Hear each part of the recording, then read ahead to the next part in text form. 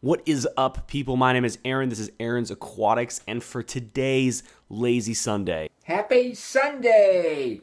Ah! we are going to unbox some coral. You know, in the past, I've bought fish, I bought plants, I bought basically everything, but I have not bought coral online. And you know what? I'm a little bit nervous, I'll be honest. Now, I bought these coral from a company called Aquatics. I believe they have a local storefront in San Diego, California, so if you live there, go ahead and give them a check out. But for me, these guys were new. I know nothing about them. I didn't really see many reviews online, so this was a little bit of a risk. Okay, let's move on to why 95% of you are actually here, the unboxing. For you other 5%, I don't even know why you're here. This is an unboxing video. I think why you're here is because you want to have an aquarium ASMR video. That makes you a degenerate, but I still love you. Oh, and by the way, isn't this the most annoying sound you've heard all Sunday?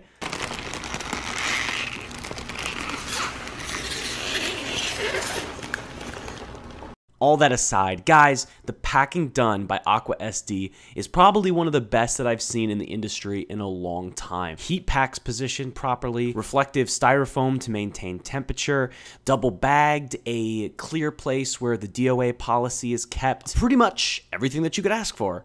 As for my order, I received 2 pieces of Euphyllia from Aquatics. The first piece is an Aussie Holy Grail hammer. It's pink, pinkish orange. It looks amazing. The second piece is a rare octospawn colony. This thing is enormous. I'm really excited to show you guys what it looked like after it opened up. The first coral that you're seeing here is the rare octospawn colony. It's a bluish purple. It looks absolutely amazing under aquarium lights, but right now you can't really see it because it's under just daytime lights. Now, I wanted to give you perspective to show you exactly how big this piece is before I put it in the tank. Look at it here in the acclimation bucket next to my hand. Now, I don't have small hands, right? I'm not a small hands guy, but seriously, this is a big piece. The second piece of coral is the pinkish orange Holy Grail hammer. Guys, this piece is absolutely amazing. I love it. I'm so excited. I'm excited. But do you know what's even more exciting? When people send you free stuff. And guess what? Aquatics sent me a freebie. Just FYI, this is not a sponsored video. I wish it was, but it's not. The crazy part about this freebie is its size. This thing is enormous. It's just as large as like the other colonies that I got. Now, before it opened up, my assumption is that it was a frog spawn of coral that I don't have just yet, but you guys will see later exactly what it is. I went ahead and drip acclimated these coral for about an hour and 45 minutes. Now, normally for the acclimation, I use the drip method. All I use is some airline tubing, a needle valve, and a little bit of duct tape, and I'm basically good to go. Problem is, when I started acclimating these coral, I could not find my pin needle valve, which allows me to fine-tune the amount of water coming through that airline tubing. I asked my girlfriend, and she said she saw the Roomba pushing the my little contraption around the floor for a little bit. So, okay, my thinking was either it was pushed somewhere or the Roomba ate it. So, time to investigate. After taking the Roomba apart, and not only did I find my pin needle valve, but I also found a drill bit that I've been looking for actually for quite a while. About 2 hours later, the water inside of my acclimation buckets matches my display tank exactly. At this point, I'm going to be dipping my coral in something called Coral RX. This is a chemical solution that removes hitchhikers, pests, and all sorts of nasties from your coral so you don't have them in your display tank. Per the directions of Coral RX, I'm going to be dosing 4 capsules per gallon, and my bucket here has about 2 gallons of water. For the next 7 minutes, I used a turkey baster to constantly move the water around within anywhere that I could get that Coral RX into the coral. A big thing that you want to try to do is use it around the base of the coral because that's probably where a lot of hitchhikers are going to find themselves. Now, typically my dipping process would not stop here. I would go from Coral RX to Bayer Advanced Insect Killer. This is an actual pesticide that's used in a 4% dilution to kill very specific hitchhikers. hitchhikers that can get in your tank and can cause big problems.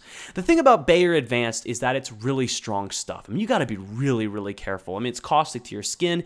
That means it's also harmful to coral in the wrong dosage. Now, for me, I was really nervous about these colonies, okay? These aren't branching colonies where if you lose a branch, you know, you lose that one branch, not the whole colony. These are all wall corals, which means that if you damage one part of it, then it's possible that the entire colony will die. That being said, I did just stick with Coral RX. I did not use Bayer's.